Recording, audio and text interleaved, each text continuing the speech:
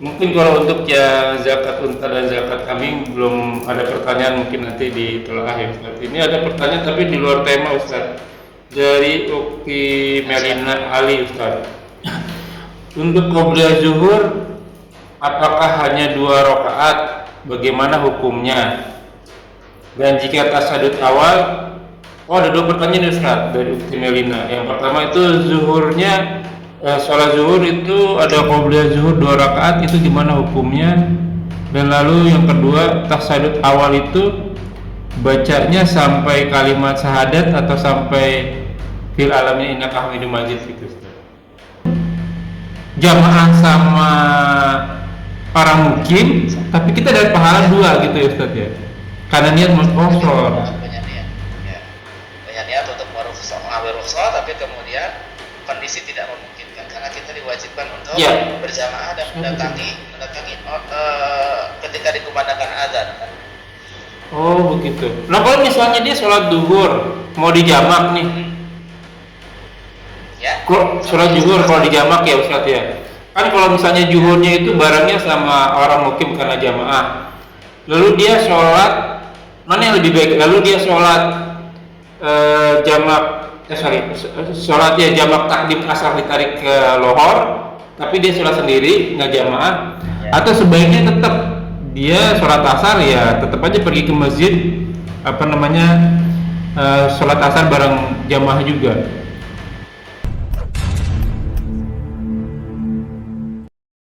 La ilaha illallah Muhammadun Rasulullah.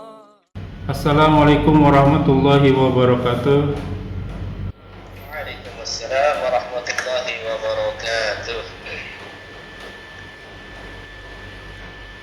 A'udzubillahi minasyaitonirrajim min hamzihi wa nafthihi wa nafthihi. Bismillahirrahmanirrahim. Alhamdulillahirabbil alamin. Wassalatu wassalamu ala Rasulillah ala nabiyina Muhammadin wa ala alihi washabihi wa man wala ila yaumil qiyamah wa la haula wa la quwwata illa billah. Walladzi arsala rasulahu bil huda wa dinil haqq liyudhhirahu ala dini kulli walau karihal musyrikun. Alhamdulillah nahmaduhu wa nasta'inu wa nastaghfiruh wa na'udzu billahi min shururi anfusina wa sayyiati a'malina may yahdihillahu fala mudilla lahu wa may yudlil fala hadiya lahu. Asyhadu an la ilaha illallah wa asyhadu anna Muhammadan abduhu wa rasuluhu nabiyyu barak. Rabbi shrah li sadri wa yassir li amri wa hlul 'uqdatam min lisani yafqahu qawli. Amma ba'du. Alhamdulillahirabbil alamin, rabbis samawati wal ardh. Segala puji bagi Allah Tuhan semesta alam, penguasa langit dan bumi yang senantiasa memberikan kita nikmat iman, nikmat Islam, nikmat panjang umur, nikmat sehat walafiat, nikmat beribadah, nikmat thalibul ilmi, nikmat mendapatkan saudara seiman, nikmat mendapatkan waktu yang potensial. Salah satunya kita masih diberi kesempatan untuk kita kajian kali ini. Salawat serta salam tak lupa kita aturkan kepada junjungan kita, suri tauladan kita, Sayyidina wa Habibina Muhammad sallallahu alaihi wasallam. Ya hunafillah jazakumullah wa yakum. Kita bertemu kembali di channel Melulu Mengaji. Kali ini kita bekerja sama dengan Mahat Dar Ilmu. Kita membahas kitab Bulughul Maram karya Al-Hafiz Ibnu Hajar Asqalani. Alhamdulillah kita telah masuk ke dalam bab zakat. Nama kajian kami kali ini dipandu oleh Ustadz yang nanti kita akan berikan kurikulum vitae-nya karena kali ini Ustadznya yang baru, alhamdulillahirabbil alamin. Dan beliau telah hadir di antara kita. Semoga beliau diberikan kesehatan, diberikan kekuatan, diberikan kemurahan rezeki dan dimudahkan segala urusannya. Selanjutnya mari sama-sama kita simak kajian kita kali ini. Bila ada pertanyaan seperti biasa ditanyakan dari kolom komentar dan insya Allah akan ditanyakan pada kesempatan dan waktu yang tepat. Semoga berguna bagi Ikhwanul selaku penuntut ilmu, mobil khusus anak al-fakir dan tanpa banyak kata untuk waktu dan tempat kepada guru Unda Tafadhol Mashkuro. Assalamualaikum Ustaz. Waalaikumsalam warahmatullahi wabarakatuh. Sehat Ustaz? Mahatnya aman Ustaz? Ustaz, kita perkenalkan diri dulu ya Ustaz ya. Sebentar ya. Ya Ustaz, kita kali ini beliau bernama Muhammad Teguh Azhar, SKOMI LCNMA. Lahir di Majalengka tanggal 24 September 1988. Background keilmuannya Maklis Bandung Tahsin Tilawah Al-Quran dan Dirasa Islamiyah. LTQ Jendela Hati Bandung Tahfiz Al-Quran. Ini sekolah semua ya Ustaz ya? Atau ini khusus ya? Itu pesantren. Oh pesantren. Lalu Al-Imarat Bandung Bahasa Arab dan Studi Islam. S1-nya Ilmu Dakwah di STID Al-Biruni Cirebon. Lalu BA itu Geselar ya Ustaz ya? Geselar atau license ya? Syariah Muaz bin Jabal Akademi Mesir. Tahlil Fikih Saudi Arabia. Lalu S2-nya Magister Agama Ustaz, Tafsir Ulumul Quran, Sifaul Qulub Akademi Mesir. Lalu S2 lagi di Ilmu Al-Quran dan Tafsir Universitas PTIQ Jakarta. Double degree bagi Ustaz ya? S2-nya 2 kali? Ya. Masya Ya, Allah. 2 kali. Lalu mahasiswa S3 Usul Tarbiyah Jamiah Arai Irak. Ini masih kuliah Ustaz? Masih kuliah, masih aktif yang di Irak tuh masih berjalan. Oh ini kuliahnya online gitu Ustaz? Iya, ada online di sana. Yang Aroyek itu ada online. Masya Allah, ini tahun keberapa nih Ustaz S3-nya nih? Ini Semester. saya di semester kedua ini, Semester kedua, Masya Allah. Berarti S1-nya dakwah STD, lalu S2-nya ada 2, Syariah sama Tafsir Ulumul Quran. S1-nya 2 juga Ustaz. Iya. Masya Allah, S1-nya Ilmu Dakwah sama Syariah Muaz bin Jabal dari Akademi di Mesir. S2-nya 2, Tafsir dan Ulumul Quran sama Ilmu Quran PTIQ. Ini pasar Jumat ya Ustaz ya? Kalau gimana? PTIQ pasar Jumat dekat apa sih asrama polisi ya? Di Lebak Bulus. Iya betul kan? Lebak Bulus dekat Selatan. Kayaknya pernah tahu deh saya tuh. Saya pernah kuliah di sana. Dekat sana gitu ya. Yang dekat Lebak Bulus kan, belakangnya terminal Lebak Bulus ya Ustaz ya? Oke. Ini S1 4 tahun. S1-nya 2 berarti 8 tahun ya. S2 paling cepat 1,5 kali 2 aja udah 6 ya, udah 14 nih sekarang. S3, Masya Allah. Lalu ada malah waktu S1 itu sambil juga ngambil yang lain. Malah sebenarnya kalau misalkan dari yang non formal kayak S1 yang setahap gitu ya, itu ada berapa ya? Mungkin sampai 3 atau 4 itu yang setara. Ini LTQ. Saya cantumkan. Oh masih ada lagi. Cuma saya nggak cantumkan. Kayak misalkan ilmu hadis. Ilmu hadis. Saya ngambil di Khadimus Sunnah. Khadimus Sunnah itu setara LC sebenarnya, cuman non formal dia. 4 tahun itu Ustaz berarti itu juga. Itu Percepat. Dipadatkan jadi 2 tahun ya. Dipadatkan 2 tahun. Masya Allah. Setelah BA atau LC tapi di ilmu hadis gitu. Nggak tahu, senang sekolah ya. Alhamdulillah ya, Masya Allah. Alhamdulillah nih teman-teman bisa dapat guru yang suka belajar. Lalu sekarang aktif di mengajar di Pondok Pesantren Dakwah Ilmi. Ini punya sendiri ya berarti Ustaz ya, mahatnya ya? Ya, punya sendiri. Mahatnya punya sendiri di Majalengka, ini daerah Garut ya Ustaz ya? Majalengka itu dekatnya Cirebon. Oh, perbatasan berarti Jawa Barat, Jawa Tengah berarti ya Ustaz ya? Ya. Lalu beliau mengisi kajian-kajian daurah Islam di Cirebon, Indramayu, Majalengka, Kuningan. Wah, ada singkatannya nih, Ciayu Maja Kuning. Dan di Brunei Darussalam, online juga ya Ustaz ya? Brunei online. Masya Allah. Juga founder dan dosen Akademi Ilmu Syar'i dan Ilmi. Terus buku-buku keislaman, dosen agama di Universitas YPIB Majalengka. Konten kreator juga. Wah, ini kekinian juga nih. Konten kreator di beberapa platform media sosial, pembimbing umroh sekaligus manajer marketing di PT Kiswah Titian Amanah. Wah, nanti boleh nih dimasukkan ke apa namanya channel YouTube Menuju Mengaji nih Ustaz. Biar taruh di bawah deskripsinya ya, bisa langsung ditulis ke Ustadznya. Oh ya, ada akunnya Ustadz Muhammad Teguh Ustadz Muhammad Facebooknya Muhammad Teguh Azhar Al-Atsari, Instagramnya Muhammad _Teguh_Azhar, YouTube-nya UMTA Huruf Besar Official, TikTok Opini UMTA dan lain-lain. Masya Allah. Banyak banget Ustaz. Ini gelarnya panjang nih Ustaz berarti.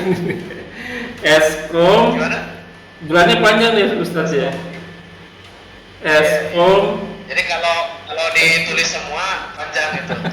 Jadi ada Eskom-I, ada PA-nya, ada LC-nya, ada MA-nya, ada MA lagi.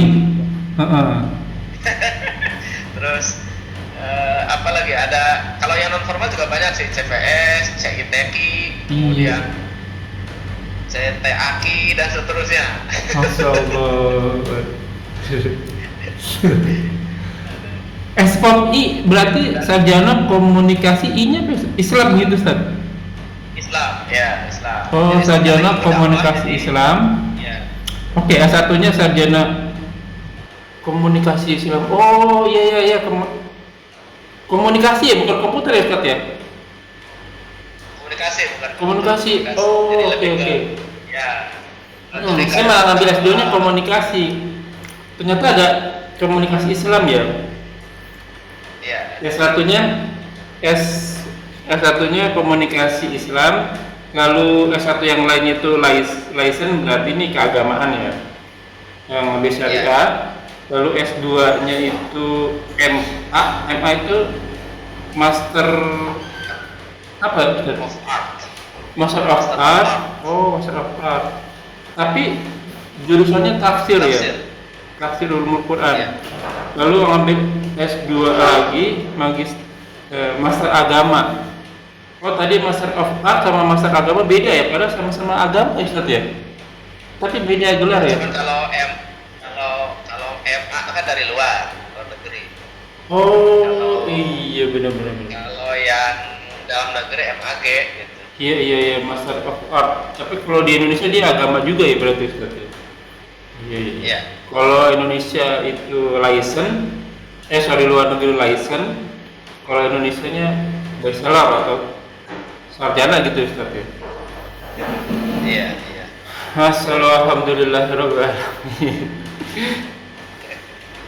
Nah Ustaz, kita Bulughul Maram Ustaz, sekarang udah masuk ke nomor hadis 265 ya. 625. Ya. Kemarin kita bahas udah sampai zakat unta, di mana untanya udah sampai 120 ekor. Oh gitu. Ya. Nah ini mungkin di halaman berikutnya, halamannya kalau yang di saya ya pakai Bulughul Maram e-book itu halaman 280 berarti Ustaz.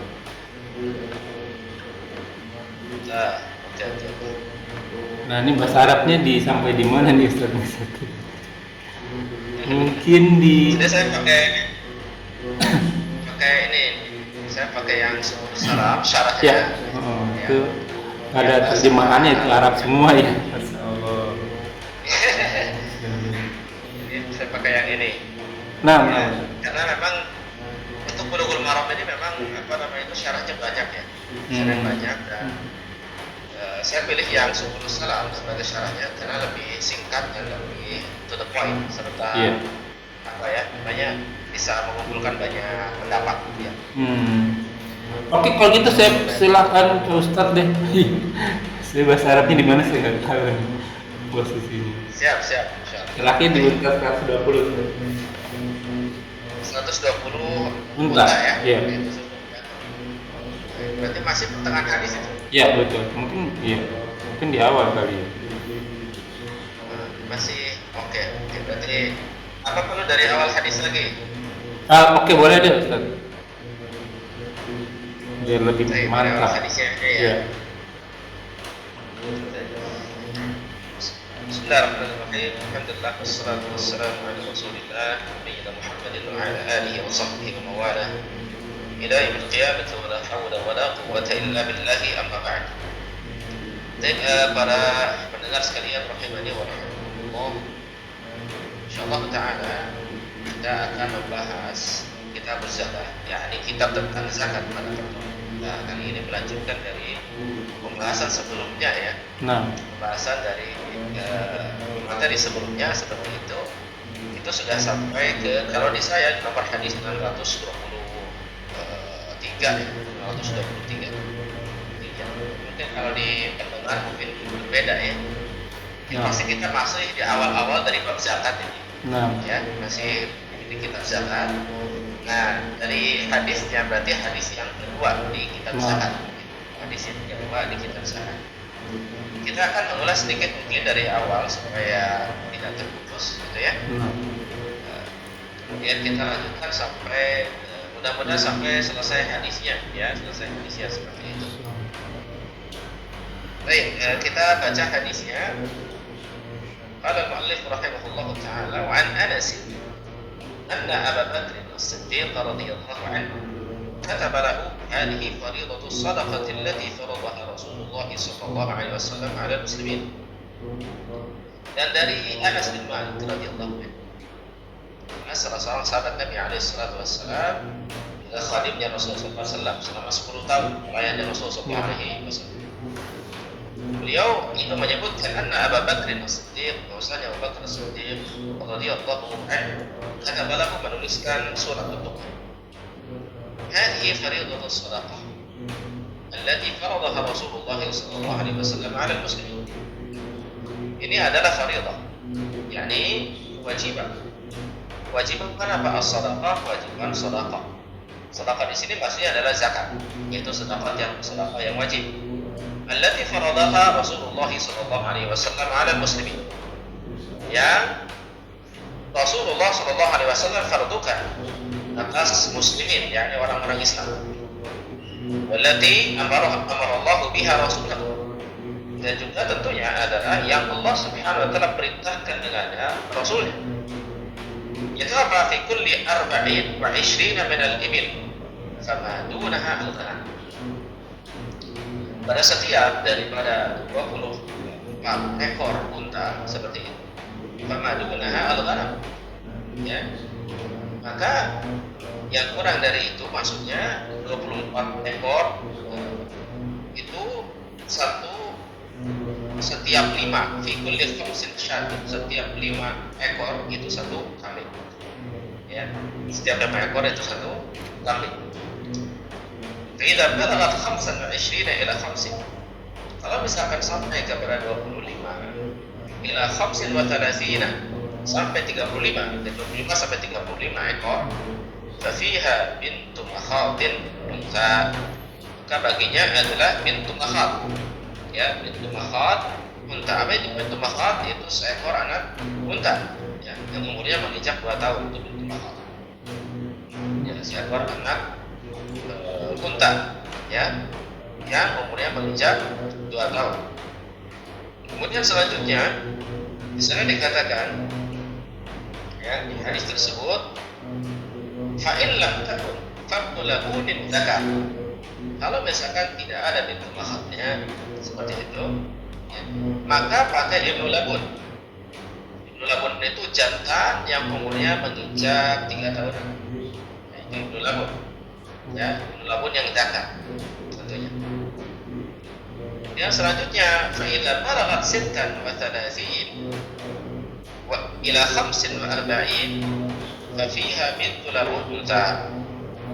Kalau sampai ke 36 hingga yang 45, maka bintu labun yang unta. Ya. Jadi kalau misalkan dia mencapai 36 ekor, ya, sampai 45 ekor, maka zakatnya seekor bintu labun. Itu betina. Itu labun unta ini betina yang umurnya menginjak tahun ketiga. Itu bintu labun. Ya. Seperti itu. Kemudian Kemudian selanjutnya fa idza balagat 46 ila 60 fa fiha hiqqatun, ya, taruqatul jamal, ya. Kalau misalkan, ya, di sana dari 46 ekor sampai 60 ekor, maka zakatnya itu adalah seekor unta hiqqah. Hiqqah itu betina yang dapat dikawini oleh unta jantan, itu hiqqah. Ya, dapat dikawini oleh unta jantan, itu hiqqah namanya. Ya. Kemudian selanjutnya di sana dikatakan, ya, fa idza balagat wahidatan wa sittina ila 75 fa fiha jada'atun. Ya. Kalau sampai kepada, Ya baik, Ustaz dilanjut. sudah, Nah, sudah, alhamdulillah, salatu wassalamu ala rasulillah wa ba'du. Kita lanjutkan ikhwan dan akhwat rahimani wa rahimakumullah, pembahasan hadis berkaitan tentang kitab zakah ini, ya. nah, Tentang kitab zakah, yang kitab zakat.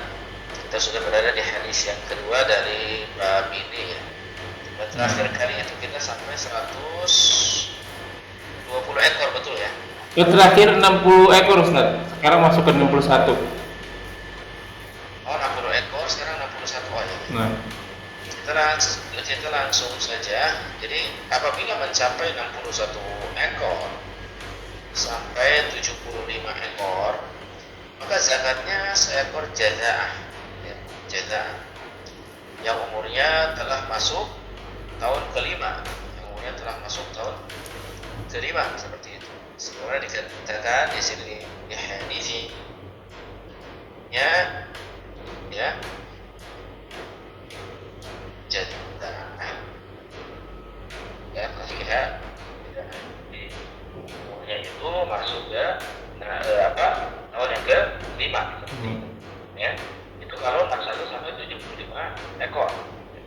Kemudian selanjutnya fa idza balagat 76 ila 90 fa fiha binta labun. Dikatakan di sana apabila telah mencapai 76 ekor, ya, sampai 90 ekor, maka zakatnya 2 ekor bintu labun.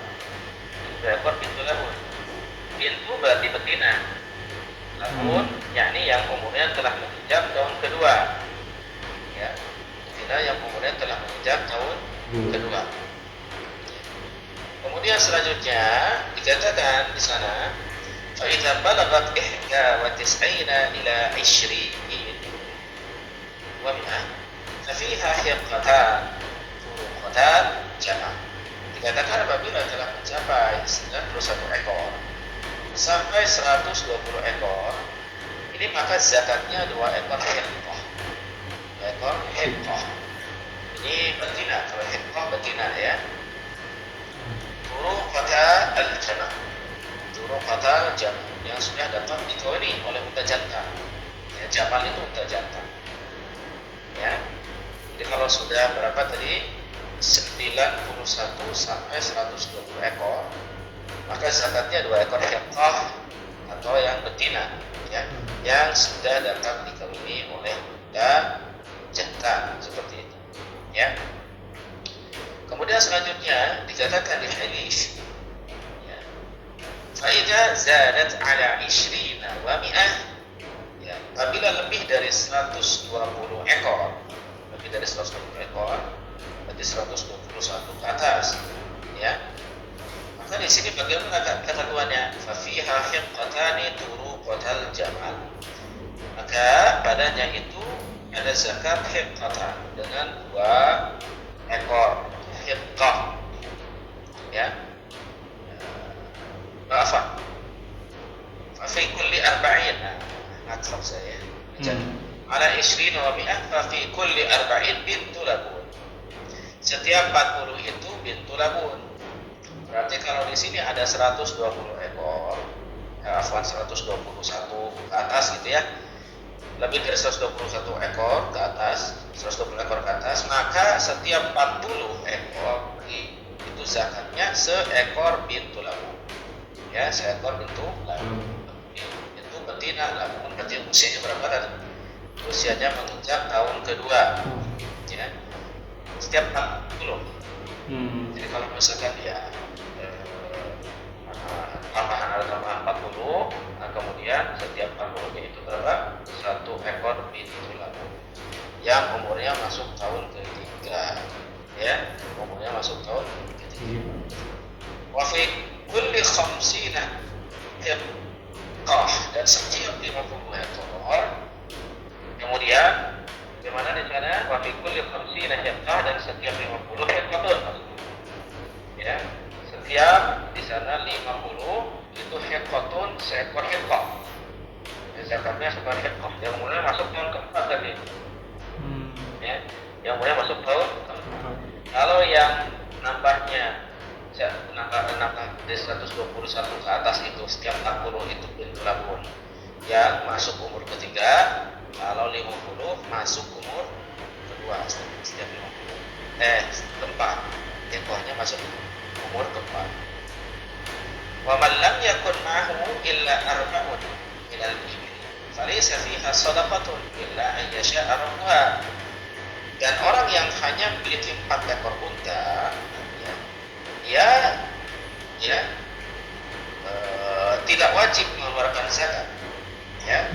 Hanya memiliki 4 ekor unta, tidak wajib mengeluarkan zakat kecuali bila dikehendaki oleh pemiliknya, ya, kecuali bila dikehendaki oleh pemiliknya.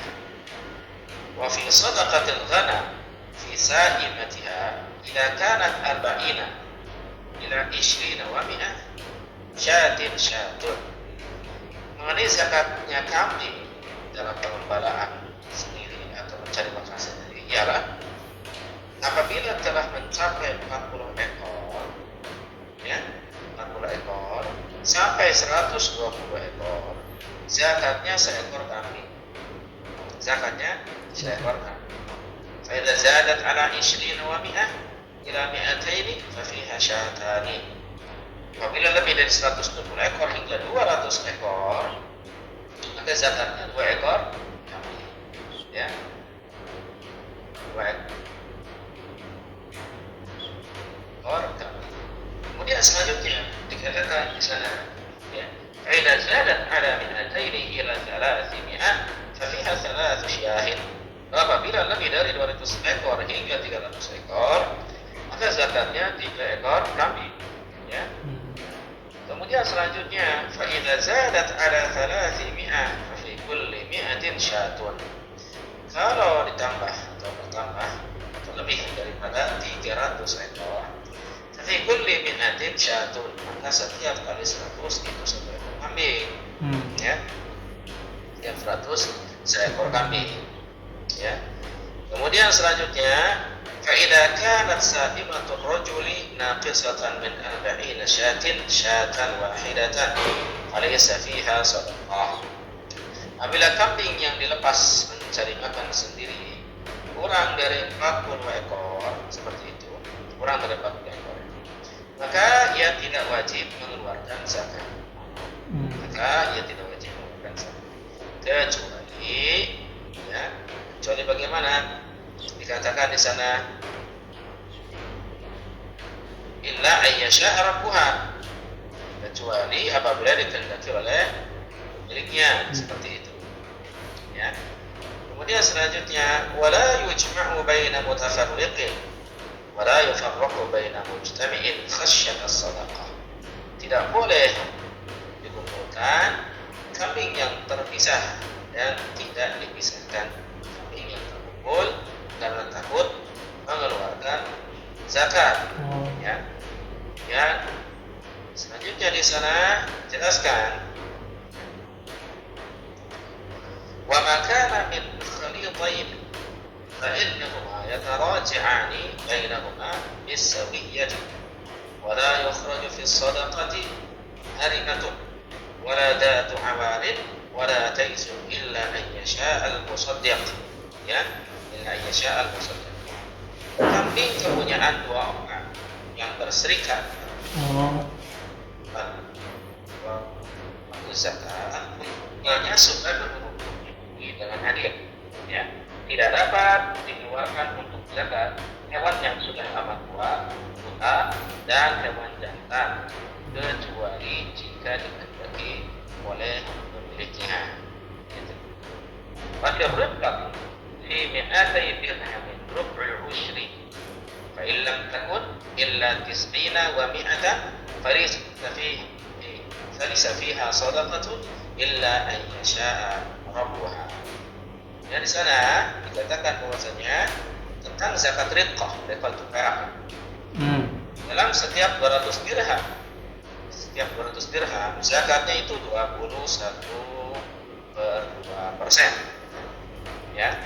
Jika hanya 160 dirham, dikatakan ya tidak wajib mengeluarkan zakat kecuali bila dikehendaki oleh pemiliknya. Ya, dikehendaki oleh pemiliknya. Wa man balaghat 'indahu min al-ibli sadaqatul jad'ati wa laysat 'indahu jad'atun wa 'indahu hiqqatun fa innaha tuqbalu minhu wa yaj'alu ma'aha shatayn in istaysarata lahu aw 20 dirhaman aw 20 dirham. Dikatakan di sana, barang siapa yang sudah wajib mengeluarkan zakat seekor unta jadah, yang sudah wajib zakat seekor unta jadah dan ia tidak memilikinya kecuali ada hiqah saja, ya, kecuali ada hiqah, maka boleh diterima unta hiqah itu dengan ditambah 2 ekor kambing, ya, bila tidak keberatan atau tidak disertai 200 atau disertai 20 dirham, ya, tidak ada subsidi, ya. Kemudian selanjutnya, wa man balagat 'indahu sadaqatul hiqqati wa laysat 'indahu al-hiqqah wa 'indahu al-jad'ah fa innaha tuqbalu minhu al-jad'ah wa yu'tihi al-musaddiq ya 20 dirhaman aw syataini. Jelaskan sana, ya. Kalau misalkan yang sudah wajib mengeluarkan zakat seekor hiqqah dan dia tidak memilikinya kecuali seekor jad'ah, maka boleh diterima jad'ah dan ditambah 20 dirham, ya, atau 2 ekor kambing, ya. Hadis riwayat Al-Bukhari. Nah, seperti itu. Ini tadi kalau tadi yang dibahas itu berkenaan tentang zakat unta dulu, ya. Setelah itu zakat kambing. Demikian. Baik. Gimana? Apa kita Syukran. atau ada Jazakallah Ustaz. Kita ke pertanyaannya Ustaz. Siap. Nah, mungkin kalau untuk ya zakat unta dan zakat kambing belum ada pertanyaan, mungkin nanti ditelaah ya Ustaz. Ini ada pertanyaan tapi di luar tema Ustaz. Dari Ukti Melina Ali Ustaz. Untuk qobliyah zuhur apakah hanya 2 rakaat? Bagaimana hukumnya? Dan jika tasyahud awal, ada 2 pertanyaan Ustaz dari Ukti Melina. Yang pertama itu zuhurnya, sholat zuhur itu ada qobliyah zuhur 2 rakaat, itu gimana hukumnya? Dan lalu yang kedua, tasyahud awal itu bacanya sampai kalimat syahadat atau sampai fil alamin innaka hamidum majid gitu Ustaz. Baik, Masya Allah. Pertanyaan bagus, ya. Yang pertama terkait dengan qobliyah zuhur. Nah, qobliyah zuhur itu, ya, itu bisa 2 rakaat, bisa juga 4 rakaat. Adapun yang 2 rakaat tentu berdasarkan hadis riwayat Ibnu Umar, bahwasanya mengatakan bahwasanya rakaatai qabla dhuhri itu termasuk ke dalam 10 rakaat yang rawatib, ya. Ini hadis riwayat Ibnu Umar. Jadi 2 rakaat sebelum zuhur. Ada hadis lain yang menyebutkan bahwasanya 4 rakaat sebelum zuhur. Sehingga kalau dijumlahkan seluruh daripada sholat rawatib itu adalah 12 rakaat. Ya, man shalla 12 raka'atan, siapa yang sholat 12 rakaat fi yaumin wa lailatin, di sehari semalamnya, maka bunya lahu baitun fil jannah, dan dibuatkan istana di surga, dan begitu. Kalau misalkan dia 12 rakaat sehari semalam, kalau 12 rakaat itu kemudian di riwayatnya dijelaskan bahwasanya qobliyah zuhur 4 rakaat, ya. Jadi kalau dihitung berarti qobliyah subuh 2 rakaat, qobliyah zuhurnya 4 rakaat, berarti sudah 6 rakaat ya. 6 ya. Kemudian ba'diyah maghrib 2 rakaat, itu sudah berapa? 8. Ba'diyah zuhur 2 rakaat menjadi sudah 8 ya. 8. Kemudian ba'diyah maghrib 2 rakaat itu sudah 10, dan ba'diyah isya 2 rakaat 12. berarti 12. Berarti 12 rakaat itu manakala qobliyah zuhurnya 4 rakaat. Kalau qobliyah zuhurnya itu 2 rakaat, berarti 10. totalnya cuma 10 rakaat. Iya. Ya. Nah, kalau 10 rakaat, 10 rakaat ini berdasarkan hadis riwayat Ibnu Umar radhiyallahu anhu. Adapun yang 12 rakaat, ini hadis riwayatkan Abu Hurairah seingat saya, ya. Dan itu yang 12 rakaat itu ada fadilah keutamaan, yaitu mendapatkan rumah di surga, ya. Kalau 12 rakaat saya disebut. Nah, atau istana di surga ya. Masyaallah. Bagaimana tata caranya? Tata caranya tentunya adalah untuk yang 2 rakaat kita mafhum terkait dengan itu ya. Sementara untuk yang 4 rakaat ini ada 2 cara. Cara yang pertama dipisah dengan 2 kali salam. 2 berarti. Ya. Cara yang kedua itu bisa digabungkan. Langsung 4 rakaat gitu ya. Dan tasyahud awal ya. Ada yang cara yang kedua di riwayat Muslim itu 4 rakaat tapi ada tasyahud awal. Ya. 4 rakaat tapi ada tasyahud awal. Nah, cara seperti itu dibolehkan. Seperti itu. Ya, itu masih sesuai sunnah. Sunnah Nabi sallallahu alaihi wasallam. Kemudian untuk tasyahud awal itu terjadi istilah di kalangan para ulama itu sampai ke mana? Sebagian ulama di kalangan Hanabilah itu menyebutkan sampai bacaan tasyahud. Asyhadu an la ilaha illallah wa asyhadu anna Muhammadan abduhu wa rasuluhu. Sampai sana. Kemudian sebagian lagi itu membaca salawat. Ya. Tapi ada yang full, ada yang tidak. Sebagian memahami full sampai fil alamin innaka hamidum majid. Sebagian memahami cukup sampai Allahumma sholli ala Muhammad wa ala ali Muhammad. Nah, kalau pada pendapat Syafi'iyah itu mengatakan bahwasanya cukup sampai salawat Nabi sallallahu alaihi wasallam, Allahumma sholli ala Muhammad wa ala ali Muhammad. Jadi tidak perlu untuk salawat Ibrahimiyah sampai beres. Ini menurut Syafi'iyah. Nah, sementara menurut sebagian dari kalangan kelompok Zahiriyah mengatakan bahwasanya sampai selesai, yaitu sampai ke fil alamin innaka hamidum majid. Sementara menurut Hanabilah tasyahud awal itu adalah yang namanya tasyahud awal itu tanpa salawat dan doa. Berarti karena dia belum selesai salat, dia bacanya sampai asyhadu an la ilaha illallah wa asyhadu anna Muhammadan abduhu wa rasuluhu, sampai itu. Ya. Nah, manakah yang terkuat ya? Jadi kalau yang kita perhatikan, kita melakukan yang namanya turukul jam'i atau thariqatul jam'i, mengkompromi ikan ya dari pendapat yang ada. Maka yang tepat adalah supaya tetap bisa keluar dari perselisihan pendapat, maka kita tetap baca sholawat tapi tidak sampai selesai. Pendapat Syafi'iyah dalam hal ini menurut kami ini lebih kuat. Kalau sampai Allahumma sholli ala Muhammad wa ala ali Muhammad. Nah, cukup kami salah. Allahu ta'ala. Oh iya. Nah, Ustaz, saya konklusi itu apa ya?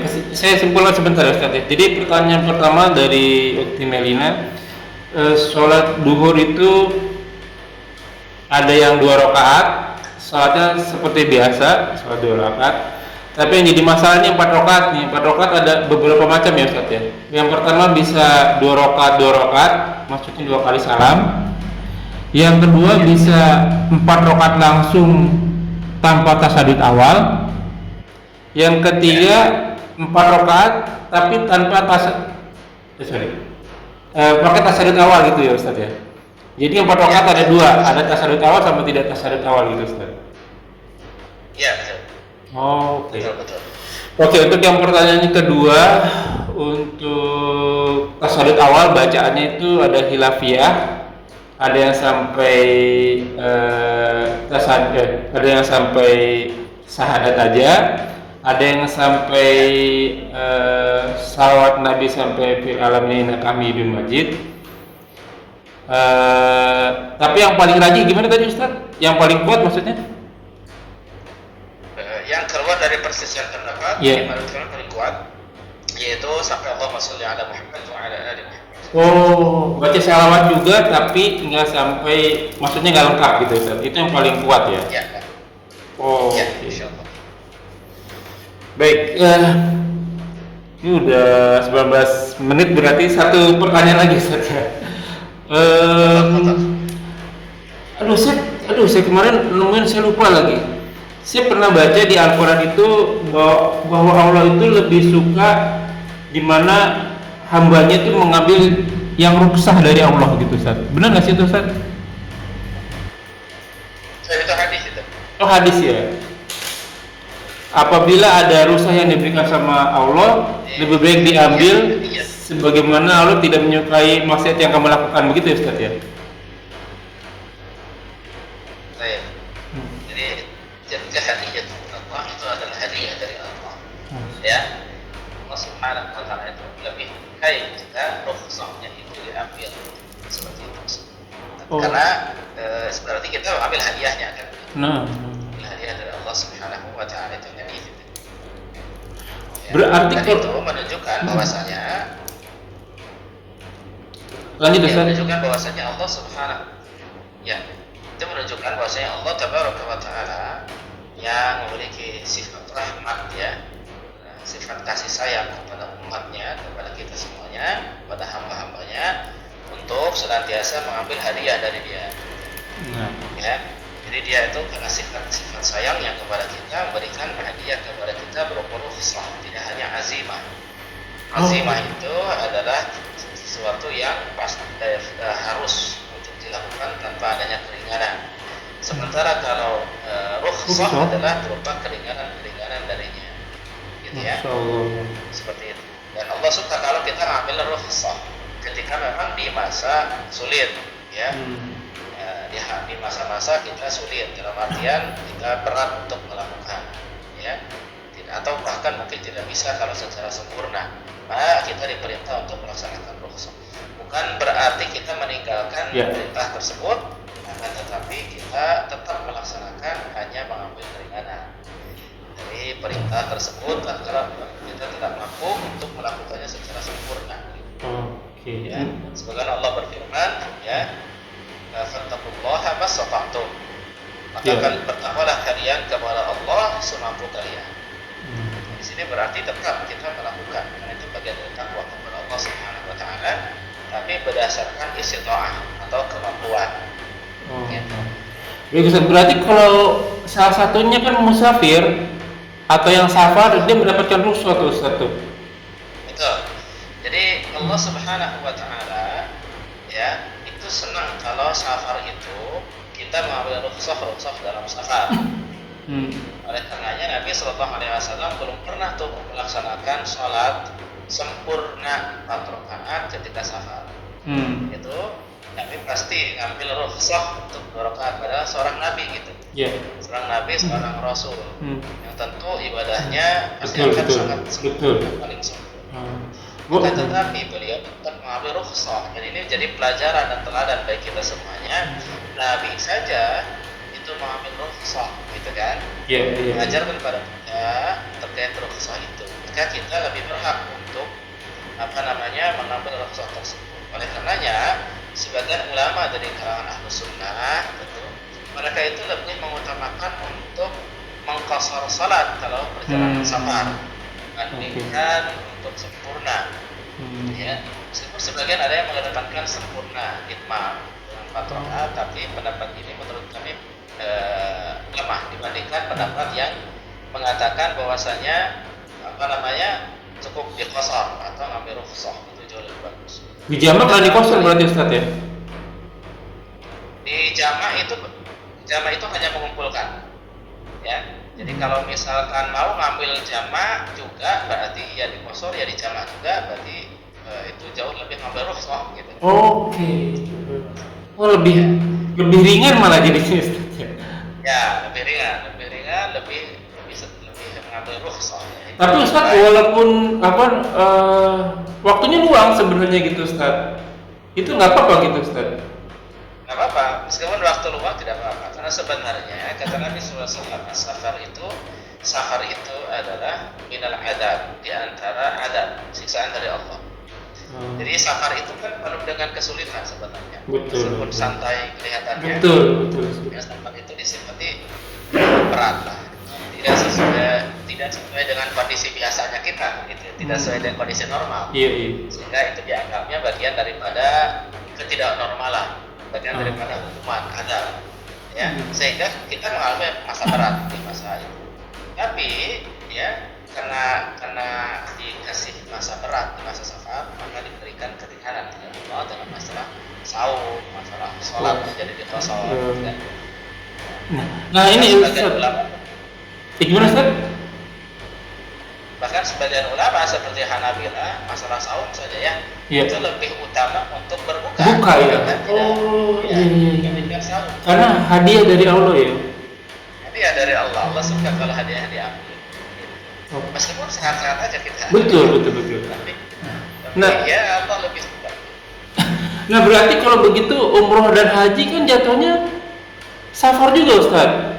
Berarti kalau kita ke Masjidil Haram yang harusnya sholatnya lengkap, tapi karena rukhsah dari Allah, sholatnya dijamak dan dikofar berarti Ustaz. Benar begitu Ustaz? Nah begini. Nah gimana itu Ustaz? Soalnya apa nih Ustaz? Kan di Masjidil Haram itu 1 rakaat itu pahalanya kan 100.000 rakaat ya Ustaz? Iya. Apalagi jamaahnya banyak tuh. Gimana nih Ustaz? Itu kontradiktif kan jadinya. Jadi begini, kalau misalnya kita perjalanan safar kemanapun itu, meskipun ke Masjidil Haram gitu kan, ya, maka kita itu kalau sholat bersama dengan orang yang mukim, kita sholatnya sempurna. Iya, betul. Kita bermakmum di Masjidil Haram misalkan, tetap berarti sesuai dengan rakaat imam. Kalau imamnya rakaatnya 4, ya kita ikutan 4. Iya. Gitu. Kalau kita sebagai makmum. Nah, kalau kita lagi di perjalanan dan kita bertindak sholat sendiri atau kita jadi imam bagi orang yang safar dan bersama kita, barulah kita mengambil rukhsah dengan 2 rakaat tersebut. Nah, berarti kalau gitu yang paling rajin gimana nih Ustaz nih? Kita lagi safar. Nunggu orang mukim selesai baru kita sholat sendiri? Karena pahalanya ya mana yang lebih besar? Bareng sama orang mukim sholatnya sempurna atau kita sholat sendiri karena lagi safar, mana yang lebih rajin nih Ustaz?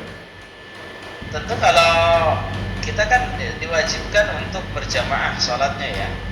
Jadi meskipun sedang safar itu kan kita juga tetap berjamaah kan. Nah kalau kita berjamaah, jadi di syariat itu dibedakan, kita berjamaah dengan orang mukim, dengan orang safar lagi. Kalau kita berada di masjid safar, masjid di pinggiran jalan seperti itu, yang kemudian di sananya ada jamaah sholat orang mukim, maka kalau kita ikut jadi makmumnya dia, maka kita sempurna sesuai dengan imamnya, gitu kan?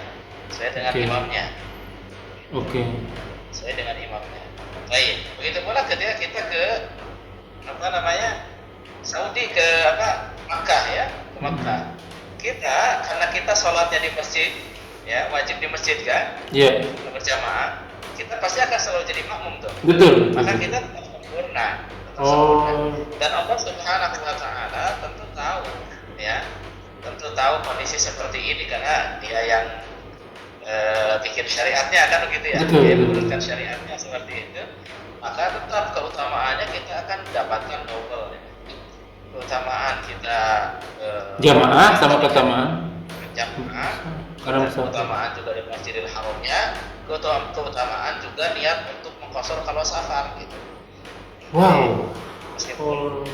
Jadi meskipun kita tidak sampai mengqasar dikarenakan kita makmum gitu Iya. kan kita sudah ada niat untuk ambil rukhsah itu. Oh, Sehingga tetap Masya itu Allah. dipahalai. Tetap dipahalai oleh Allah Subhanahu wa Ta'ala tentang niat qasarnya itu.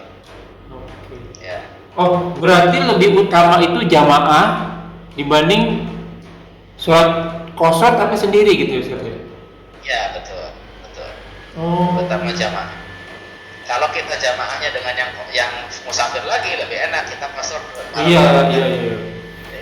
Tapi kalau kita terpaksa harus bermakmum ke orang mukim yang sempurna, maka ya sudah, kita dapat pahala qasar dengan niat kita dan dapat pahala berjamaah. Gitu. Nah, ada tamu ya Ustaz ya? Gimana? Mau ada tamu ya? Enggak sih, cuma yang nganterin paket aja. Oh gitu. Iya, soalnya jadi nyambung nih pertanyaan ini Ustaz. Oh gitu ya. Aduh, berarti kemarin saya salah ya.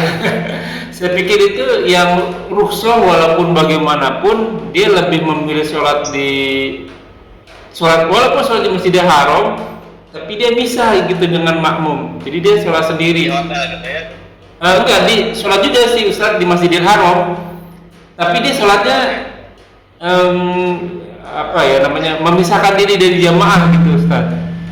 Oh, clear. Tapi ternyata yang lebih baik itu jamaah sama para mukim, tapi kita dapat pahala 2 gitu ya Ustaz ya. Karena niat mengkosor. Punya niat. Ya. Punya niat untuk mengambil rukhsah, tapi kemudian kondisi tidak memungkinkan karena kita diwajibkan untuk berjamaah dan mendatangi ketika dikumandangkan azan. Oh begitu. Nah kalau misalnya dia sholat duhur mau dijamak nih, Ya. Sholat zuhur kalau dijamak ya Ustaz ya. Kan kalau misalnya zuhurnya itu barangnya sama orang mukim karena jamaah. Lalu dia sholat, mana yang lebih baik? Lalu dia sholat jamak takdim asar ditarik ke lohor, tapi dia sholat sendiri nggak jamaah. Atau sebaiknya tetap dia sholat asar ya tetap aja pergi ke masjid sholat asar bareng jamaah juga. Oh ya, siap, pertanyaan bagus. Bagaimana sholat asarnya gitu? Dia tarik di jamak ke zuhur atau misalkan? Iya, tapi dia nggak jamaah jadinya sholat asarnya, tapi dia sendiri rukhsah gitu. Jadi nggak jamaah gitu ya. Walaupun waktunya luang sebenarnya Ustaz gitu. Dia asar juga nggak kemana-mana sebenarnya gitu. Ya, jadi sebenarnya kalau misalkan dia sudah sampai ke tempat seperti di Mekah gitu ya, nanti kan sebenarnya dia sudah nazil itu sudah sampai di tempat. Kalau sudah nazil sampai di tempat itu, tentu yang lebih utama sebenarnya adalah sesuai dengan waktunya. Ya, ini, gitu. Karena kita sudah sampai kondisinya, kita sedang di perjalanan lagi. Meskipun kita masih dikatakan seorang musafir karena tidak sedang iqamah atau tidak sedang tinggal di sana, kan begitu. Betul. Cuma lebih baik adalah untuk sesuai waktunya, tapi tidak di jamaah. Apalagi kalau di hotelnya dekat lagi dengan Masjidil Haramnya. Iya. Misalkan, jelas kita lebih utama untuk sesuai waktunya. Apalagi kalau waktunya luang. Kecuali memang kalau kita banyak agenda atau kegiatan di sananya. Nah, maka silakan boleh untuk dijamaah. Ya, jadi sehingga jamaah qasar lagi. Misalkan salat zuhur kita ikutan 4 rakaat bersama imam. Nah, nanti kita tarik langsung setelah sholat zuhur, kita langsung sholat asar, kita iqamah lagi, kemudian kita laksanakan dengan cara qasar yaitu 2 rakaat karena kita masih dalam kondisi safar. Nah, itu boleh. Itu pun batasnya maksimal sampai 4 hari, gitu kan? Nah, wah, ini pertanyaan berikutnya nih. Oke. Nanti kita lanjut. Dari 4 hari ya sudah biasa lagi. Gitu. Ya, dari 4 hari ya sudah biasa lagi. Kecuali nanti biasanya tapi kan tidak akan lama di Mekah juga kita. Iya. Biasanya paling berapa hari kan? Iya. Kemudian langsung ke Madinah. Apalagi kalau dari Madinah dulu, ke Mekah seperti itu. Paling maksimal rata-rata yang umroh tuh paling berapa ya? Belasan hari lah ya maksimal itu. Iya, biasa 9 atau 2 minggu gitu Ustaz. Karena umroh kan palingnya 1 jam selesai sebenarnya umroh itu kan. Iya. Bahkan nggak perlu ke Madinah kan Ustaz kalau umroh? Iya, kalau umroh mah cuma di Mekah semuanya. Iya, semua di Mekah. Hanya ziarahnya. Nah, karena mumpung di sana kan lebih baik ke sana gitu maksudnya. Ustaz mungkin sampai di sini dulu, kita sambung lagi di lain waktu ya, karena maksimum 50 menit. Khair, insyaallah. Nah, Ya Iwanu Fila, jazakumullah wa iyyakum. Semoga apa yang kita bahas menjadi ladang amal buat kita. Semoga majelis ini berkahi. Semoga apa yang kita kerjakan dan yang akan kita kerjakan diterima oleh Allah Subhanahu wa taala dan menjadi ladang amal tambahan kita di akhirat kelak. Mengutip firman Allah surat Al-Kahfi ayat 29, wa qul haq min rabbikum faman syaa'a falyu'min wa man syaa'a falyakfur. Semua benar datangnya dari Allah, barang siapa yang beriman silakan beriman, barang siapa yang kafir silakan kafir. Semua akan diminta tanggung jawabnya dan semua akan ada masa expired date-nya, ada masa berlakunya. Kuluman aliyafan, semua akan binasa. Sabda Rasul kita, umur umat kita dijauh dari 60 sampai 70 tahun saja, maka hisab pada diri kita sebelum kita dihisab olehnya. Semoga segala kesalahan kita dimaafkan, diampuni dan diganti pahala yang berlipat-lipat ganda dengan kemahamurahannya. Wallahu a'lam bishawab. Kita terima para imam subhanakallahumma wa bihamdika asyhadu an la ilaha illa anta astaghfiruka wa atubu ilaik. Wa akhiru da'wana walhamdulillahirabbil alamin wa billahi taufiq wal hidayah. Wassalamualaikum warahmatullahi wabarakatuh. Rabbana taqabbal minna innaka antas samiul alim. Syukran jazakallahu khair Ustaz. Kita sambung lagi nanti ya Ustaz ya. Ya, insyaallah. Analef Ustaz. Assalamualaikum.